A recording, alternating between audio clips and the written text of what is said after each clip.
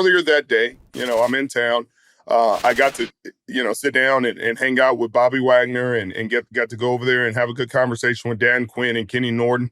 And the vibes in that building, Mitchell, it did not seem like that the moment was too big. And I'm talking to champions. I'm talking to people I've went to battle with. I've went into championship games with. I've won Super Bowls with. They didn't seem like a team that felt like they were going to be overwhelmed or they were punching outside of their weight class.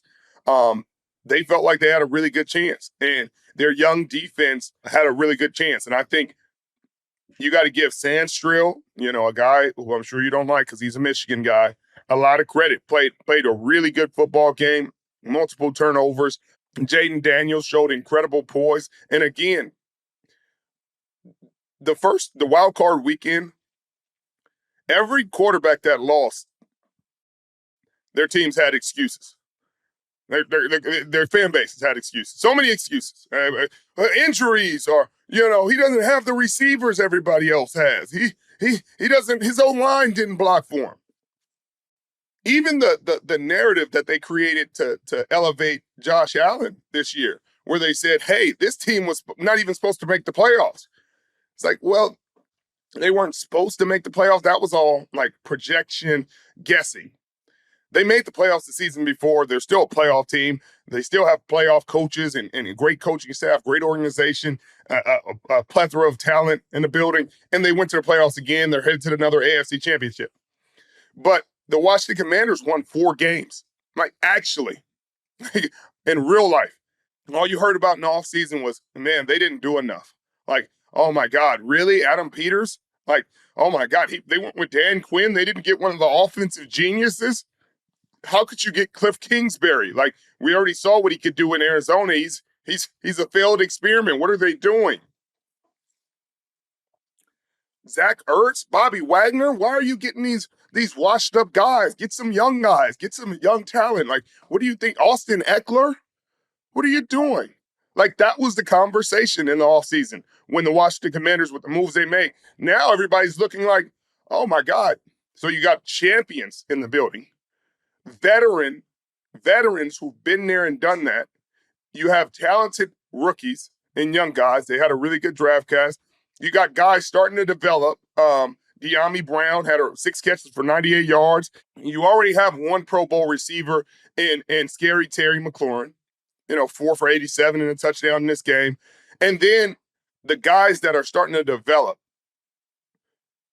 really, really start to grow when you get a guy like Bobby Wagner and Zach Ertz in the building. They can have conversations with a young quarterback and help him understand how he's supposed to be leading, how his team is seeing him, how his team is perceiving him, and how he should be carrying himself so that he could continue to elevate his team. And that's what he's done. He's elevated the guys around him. I know people aren't going to sit here and tell me he has the better roster than the other guys that went out in the first round. Now you're let's make that argument. Tell me he's got a better roster than the Green Bay Packers. Tell me that's what you thought coming into this season, that he has a better roster than the LA Chargers. But they're playing better. They're playing inspired football. He's going out there. It's a different mindset when you have a quarterback and you're playing defense, Mitchell, and you got a guy that can go get it. Regardless of the circumstances, regardless of who he's going against, he's going to find a way. So if you can give him a few extra possessions, you can get him a stop or two, he's going to go make some magic happen. Mitchell, that got to feel good. That has to feel good. And that's what it looks like, because these guys look like they believed because he believes. And they gave him extra possessions. He put up 45 in a playoff game. They put up 45 points as a team, because they did have the pick 6, but 45 points, that's a lot of points. And all you're hearing about was how Detroit was going to put up a lot of points. And I know Jared Goff is going to take a lot of heat in this game. He did have the 3 interceptions and only 1 touchdown. But, I mean, what you going to do? Guys are making plays, Mitchell. You got to find a way to I don't know, make better decisions. You got to find a way to execute better down the stretch for sure, Jared. He's a veteran quarterback who's been to a Super Bowl. You definitely have to make better decisions, and you have to be safer with the football, and he had been for the most part. And so he's going to get a lot of well-deserved criticism this offseason from both the fan base and I'm sure the pundits out there, because it did look kind of like he reverted back a little bit in this game, at least in this game. It looked like he reverted back to the younger Jared Goff. You know, he got kind of flustered. You know, his footwork wasn't what it used to be. The ball was kind of floating on him a little bit. And once they got behind, they weren't able to lean on the run game like they had in the past. You know, I still think Jahmyr Gibbs had a heck of a game. 14 carries for 105 yards, 6 catches for 70 yards. He did everything he could. 175 all-purpose yards in the game. That's impactful. But Amon-Ra St. Brown, 8 catches for 137. Sam Laporta, 6 receptions, 51 yards, and a one-handed touchdown. Like, sure, your guys showed up, but those critical interceptions and giving this guy the ball, Mitchell, you cannot give this guy the ball because he's going to score. That's why I think next week against the Eagles is going to be a really interesting game, just because how the last game ended. Now, I know Jalen Hurts was injured at the end of that game, but Jalen Hurts doesn't play defense. And their defense still gave up 36 points. C.J. Gardner-Johnson got kicked out of that game. I think it was in the second half. So, yes, that's impactful. But sometimes just seeing your team have success and understanding that they're having success against the starters, against the Philadelphia Eagles. That was their starting defense still. That gave up 36 points to the Washington Commanders. I want to say that might be the most they gave up all year. And you're banged up. You know, they lost Quinyon Mitchell this game. I think they lost his backup. I think they were down to Keely Ringo at the right corner by the end of the game. Now you still have a really talented secondary. You've already lost Nakobe Dean, your second leading tackler on the team. So this is going to be a little bit different of a defense. Now you still got Jalen Carter and the boys up front. You still got C.J. Gardner-Johnson back there, Blankenship. You still got you got Darius Slay, who had a really great game against the Rams. But this quarterback is growing up before our eyes and starting to show that he's a top 5 player. He's going to end this season as a top 5 quarterback. And if you're going to have a hard time arguing that, because legacies are defined in the playoffs, and he's playing great football in the playoffs. He was 22 for 31, 299 yards, passing, 2 touchdowns. He ran it 16 times for 51 yards. When you play at a high level in the playoffs, he's the first top 3 pick to make a championship game in his rookie season. And if he finds a way to get to the Super Bowl, it's going to be really dangerous. It's going to be really dangerous because you kind of can't bet against this kid right now. He's got the hot hand. He has the poise. He's accurate. His team believes in him. His offensive coordinator is in a good rhythm with him. His head coach believes in him. They're going for it on 4th down. They're one of the most efficient 4th down teams in the history of the game. 87% during the regular season, going for it on 4th down. Conversion rate.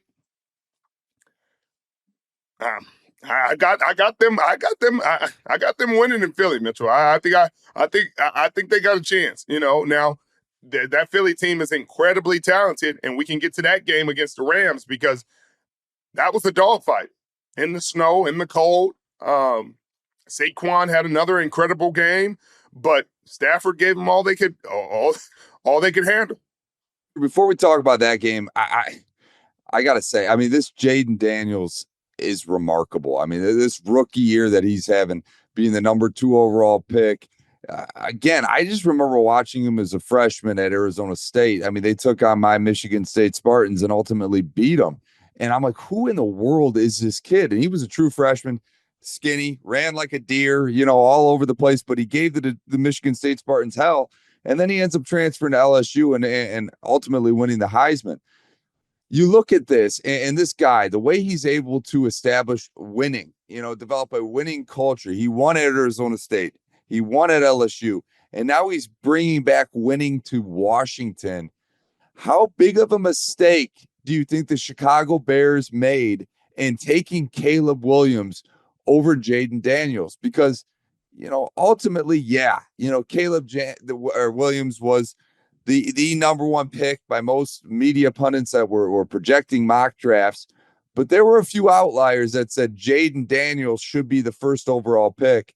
You know, do you think he should have been that guy at the top of the draft? I mean, there were people that said that.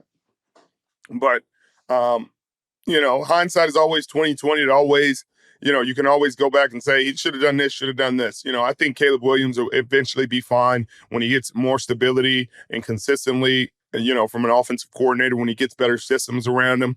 I think Dan Quinn and Cliff Kingsbury have created really great systems, found things that Jayden does well that he likes to do. I think this virtual reality thing that Jayden has done since he was in college is something that other young quarterbacks should probably look into because, maybe it doesn't work for everybody, but it seems to be something that helps him, play fast and helps him really see the game and slow it down for himself.